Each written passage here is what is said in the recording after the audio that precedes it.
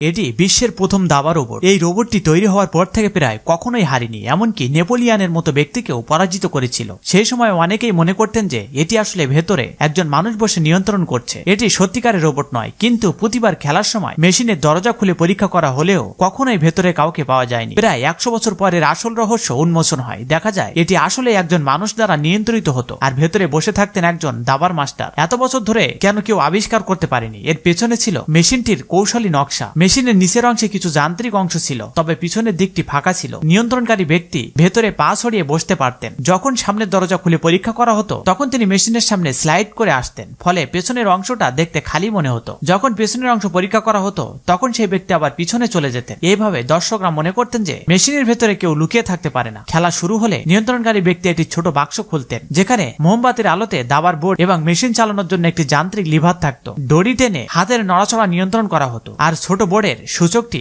রোবটের হাতের অবস্থান নির্দেশ করত। কিন্তু প্রতিপক্ষের চালগুলো কিভাবে দেখতেন এটি বেশ সহজ ছিল। দাবার বোর্ডটি নিয়ন্ত্রণকারী ব্যক্তির মাথার উপরে থাকতো এবং প্রতিটি ঘরের নিচে একটি ছোট চুম্বক থাকতো, যা তামার তারে ঝুলানো ছিল। দাবার গুটির নিচেও একটি চুম্বক ছিল। যখন কোনো গুটি নড়াচড়া করত তার সঙ্গে যুক্ত চুম্বকও নড়ে উঠত, যার ফলে নিয়ন্ত্রণকারী ব্যক্তি বুঝতে পারতেন প্রতিপক্ষ কিভাবে চাল দিচ্ছে। আর মেশিনের ভেতরে যারা বসতেন তারা সবাই ছিলেন বিখ্যাত দাবার মাস্টার। ফলে প্রায় 1000টি ম্যাচ খেলার পরেও তারা প্রায় কখনোই হারেনি। এখন কিছু লাইক সাবস্ক্রাইব পাওয়া যাবে কি?